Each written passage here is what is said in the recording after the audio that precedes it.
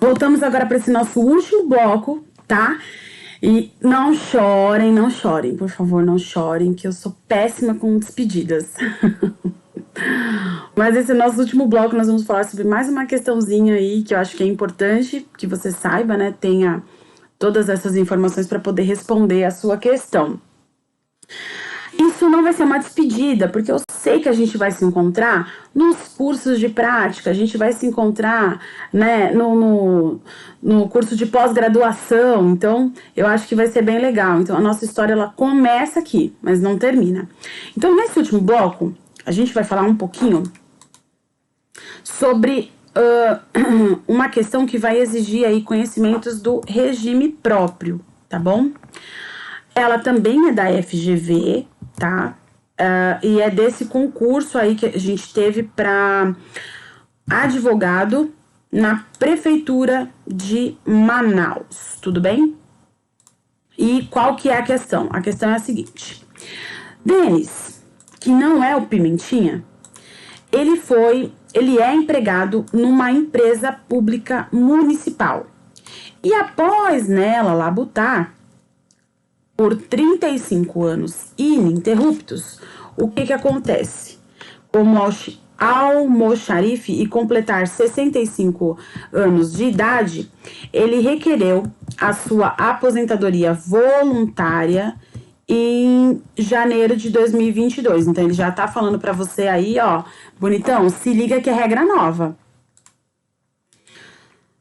Em fevereiro de 2022. Diante do caso apresentado e da previsão contida na Constituição de 88, então ele dá uma misturada aí para poder dizer para você assim, ó, requereu em 2022, mas com base na Constituição de 88, então fica ligado. Denis poderá, se desejar, continuar trabalhando, porque a aposentadoria, no caso apresentado, não gera a extinção do contrato de trabalho. Letra B. O empregado poderá continuar no emprego após a aposentadoria, se isso for do interesse público, em decisão da autoridade competente, devidamente motivada. Letra C. A aposentadoria concedida a Denis acarretará o rompimento do vínculo que gerou o referido tempo de contribuição. Letra D. Uma vez que a lei não prevê que haja o rompimento do vínculo, Denis poderá continuar no emprego, mas receberá 80% do salário e a integralidade da aposentadoria. Letra E. Denis poderá continuar no emprego após a aposentadoria e receberá abono de permanência no serviço. Vamos ler aí de forma pormenorizada, do jeitinho que a gente está conversando desde o começo desse nosso bate-papo. Então, Denis, ele é empregado numa empresa pública municipal.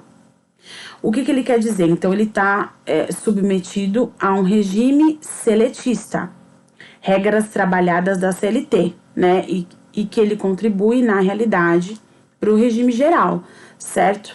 É isso que ele vai falar. Por quê?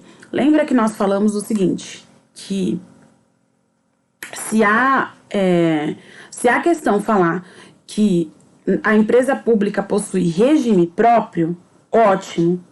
Então, você já sabe que vai ser as regras do regime próprio. Porque nós falamos lá, quando analisamos o sistema previdenciário dos servidores, que geralmente os estados já têm isso de forma bem definida, mas os municípios ainda não se organizaram.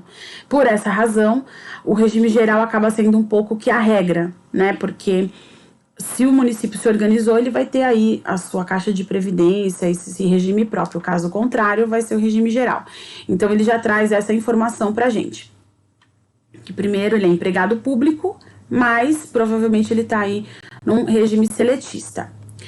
O que a reforma da Previdência trouxe? Ela alterou a regra de rompimento do vínculo. Então, o que ela colocou? Especialmente para os empregados públicos, tá?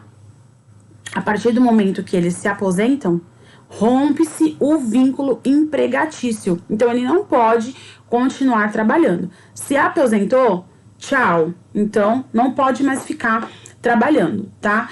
Só que essas regras, elas só eram aplicadas pros aposentados que fizessem essa solicitação antes da reforma da Previdência. Então, lá antes do dia 13/11/2019. Fez a solicitação da aposentadoria posteriormente a isso, vai ter o vínculo rompido.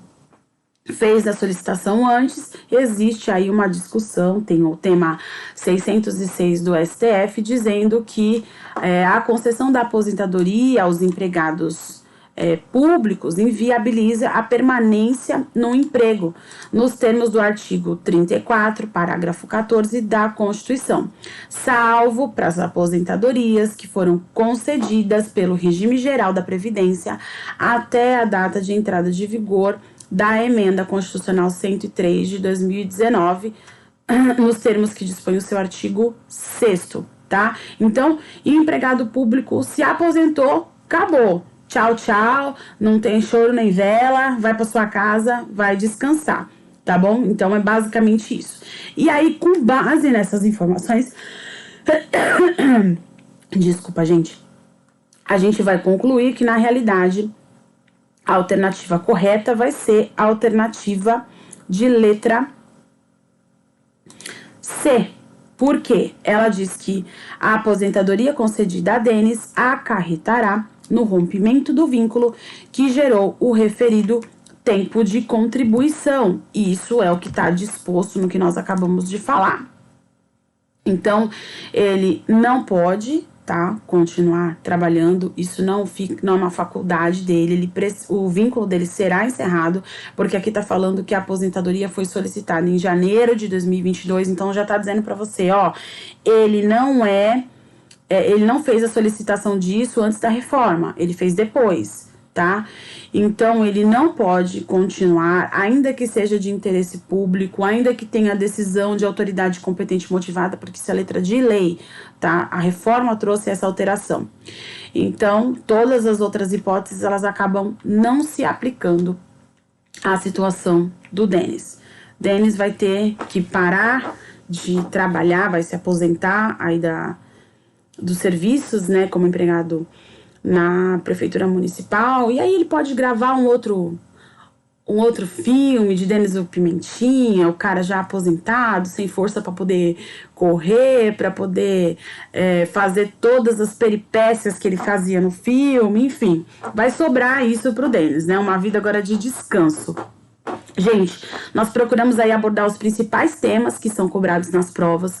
Eu espero que a gente consiga ter te auxiliado aí a entender melhor a matéria de direito previdenciário, né, que para mim é uma das melhores matérias do direito, e eu espero que você tenha compreendido tudo. Se ficou alguma dúvida, os meus contatos estão aí no seu material para você poder me procurar. Se ficou alguma questão, né, que você ficou em dúvida ou na realidade pensou em outra resposta, a gente tá aqui para poder te auxiliar. Eu desejo para você muita sorte, que você não funde-se somente na sorte, né, mas que você estude, faça a sua parte. Estude, se dedique, é um esforço que você vai estar fazendo, que vai ser uma vez só, então se você der o seu melhor uma vez só, você não vai precisar dar o seu melhor 2 vezes, então você vai dar o seu melhor, vai estudar, que é a sua parte, e o restante eu tenho certeza que vai dar tudo certo.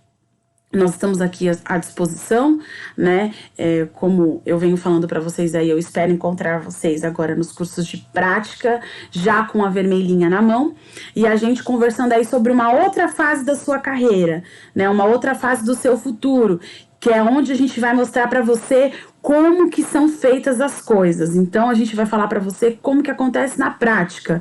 Isso aqui a gente contou tudo que a lei, né, determina, mas a prática, ela acaba derrubando a teoria, e eu vou falar isso para você lá no nosso curso de prática, na pós-graduação, nos cursos de direito previdenciário que são oferecidos aqui pela ESO, né, então eu acredito que a gente tenha muita coisa bacana para poder conversar. Saiba que você está em boas mãos, né? Aqui a gente tem professores extremamente gabaritados, assim, e com um conhecimento jurídico muito vasto para poder falar para você sobre as matérias aqui que eles estão dispostos, né, a lecionar. E eu acredito que vai dar tudo certo. Eu acredito na sua vitória e eu espero que você também acredite. Então, um abraço gigante para você, um beijo virtual e eu espero que a gente se encontre aí mais à frente em outras oportunidades. Eu aguardo você nos nossos próximos cursos e até a próxima e boa sorte no seu exame.